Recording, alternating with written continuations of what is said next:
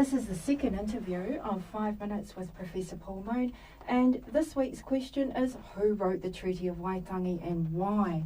For the next month, until we have a 2-week break on August 29th, I'm going to conduct a series of 4 5-minute interviews with Professor Paul Moon, the AUT Professor of History, on the theme Dispelling Treaty Mythos.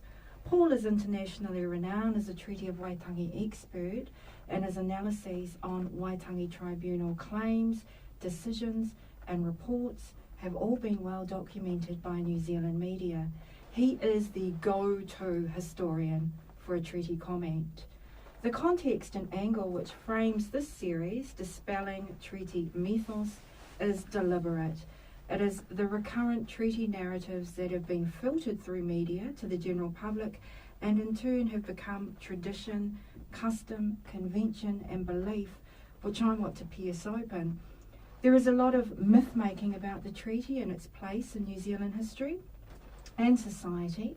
Paul spoke to this in the media when he criticised the 2014 Waitangi Tribunal report by saying the most concerning aspect of the report was the way the tribunal seemed to be rewriting history with little apparent regard for evidence. Read in a number of ways which reflect the politics and positionality of the person who is talking treaty.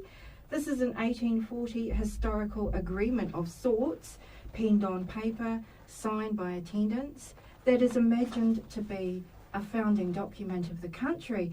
The treaty has been sourced as an origin moment in New Zealand biculturalism, which gestures to Maori and Pākehā constituting a modern nation, and never mind the immigrants who are not descended from British settlers. And it is also a contested site of power, authority and identity, and that many believe the treaty proved Māori did not cede their native sovereignty to the British.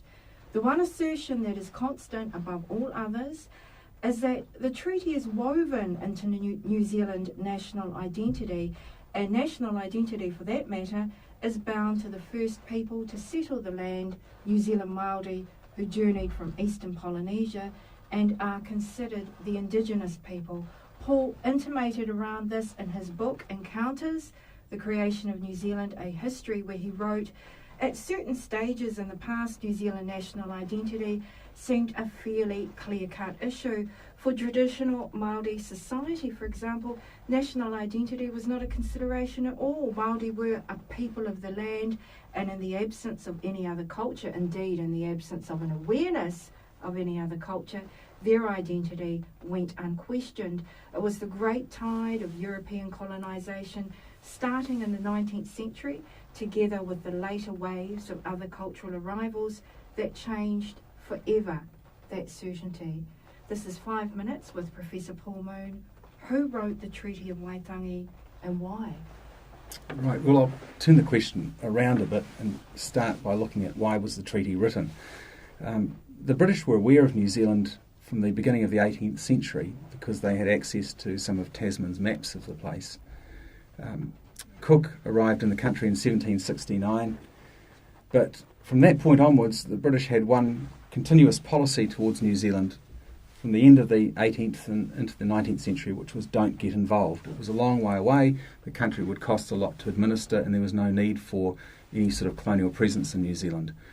That policy persisted right up until 1839, and the reason it changed is that there was a growing number of settlers arriving in the country who were able to act without any sort of sanction from British law, so they could commit acts that would be crimes in Britain, but because British law didn't apply to New Zealand, they didn't get punished for it. They wouldn't even be arrested for it.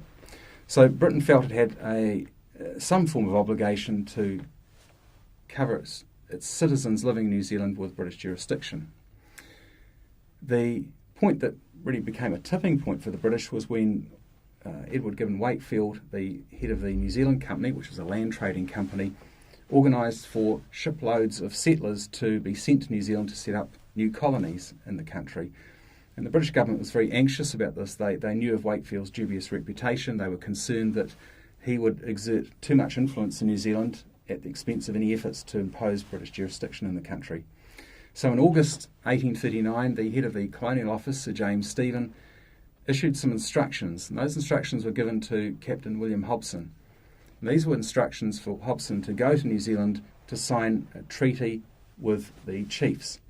And the important thing about these colonial treaties is that they were signed between sovereign states. And in fact, these instructions from August 1839 make it explicit that the British government recognised Maori sovereignty. They qualified the type of sovereignty that it was exercised, but nonetheless they said, we recognise Maori sovereignty because that was a prerequisite for having these agreements between sovereign states. Hobson arrived in Sydney on the 24th of December 1839 and left for New Zealand in January 1840, and he arrived in the Bay of Islands on the 29th of January 1840. It's probable at some point in Australia that an official gave him a bundle of documents that included treaties written between Britain and some African nations in the preceding decades, because there are phrases from those earlier treaties which reappear in the Treaty of Waitangi. Hobson began drafting the treaty in the 1st and 2nd of February 1840, and he was assisted by the outgoing resident, James Busby, and together they produced the English text of the treaty that was finished by the 4th of February, and around 4 o'clock that afternoon a copy of it was given to Henry Williams, who was a missionary in New Zealand, probably the most fluent te reo speaker of all the missionaries.